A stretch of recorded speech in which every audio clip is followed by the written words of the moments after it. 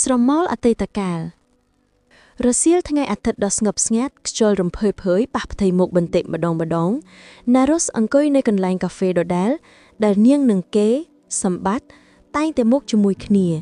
ក្លិនកាហ្វេរសជាតិល្វីងតិចលាយនឹងផ្អែមល្មុន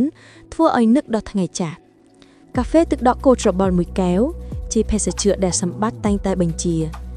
នាងនៅតែចាំច្បាស់ពីស្នាមញញឹមដ៏ស្រស់បំព្រងរបស់គេពេលដែលគេលូកដៃចាប់ដៃនាងថ្នមនៅក្រោមតុរយៈពេល3ឆ្នាំនៃក្តីស្នេហានោះបានកសាងអនុស្សាវរីយ៍ជាច្រើនដែលពេលនេះនៅសល់ត្រឹមតែស្រមោលនៅក្នុងចិត្តណារុសយកទូរស័ព្ទមកមើលរូបថតចាស់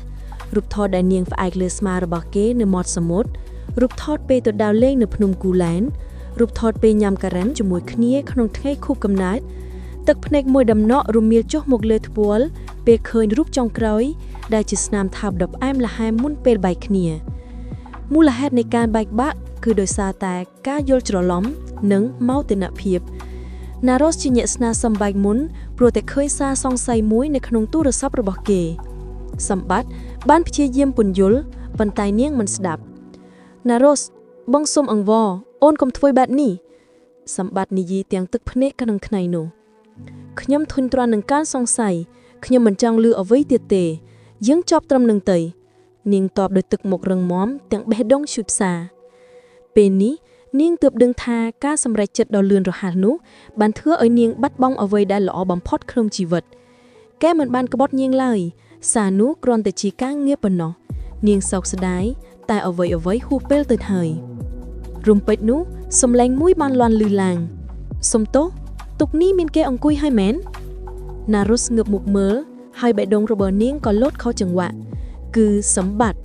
គេនៅតែសង្ហាដដែលគ្រាន់តែមានភាពចាស់ទុំនិងទម្រង់មុខស្រងួតស្រងាត់ជាងមុន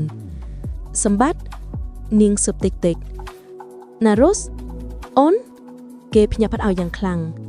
គេអង្គុយចុះទល់មុខនាងភាពស្ងៀមស្ងាត់មួយបានគ្របដណ្ដប់អូនសុខសប្បាយទេគេសួរដោយសំឡេងស្អកខ្ញុំសុខសប្បាយចុះញាក់វិញ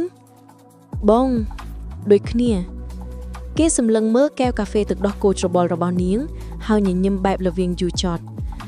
នៅតែចូលចិត្តភេសជ្ជៈនេះដដែលនាងក៏ញញឹមទាំងបង្ខំ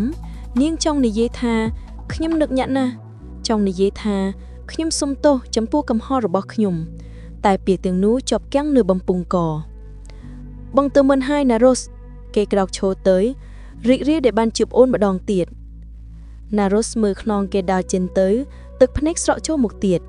នាងដឹងថាគេក៏នឹកនាងដែរតែឧបសគ្គដ៏ធំបំផុតគឺពេលវេលានិងមនុស្សថ្មីដែលប្រហែលជាមាននៅក្នុងជីវិតរបស់គេហើយនាងនៅតែនឹកគេតែត្រូវរៀនរស់នៅជាមួយការនឹករលឹកនេះដោយដែលនាងកំពុងផឹកកាហ្វេទឹកដោះគោច្របល់នេះទាំងរសជាតិល្វីងប្លាយផែម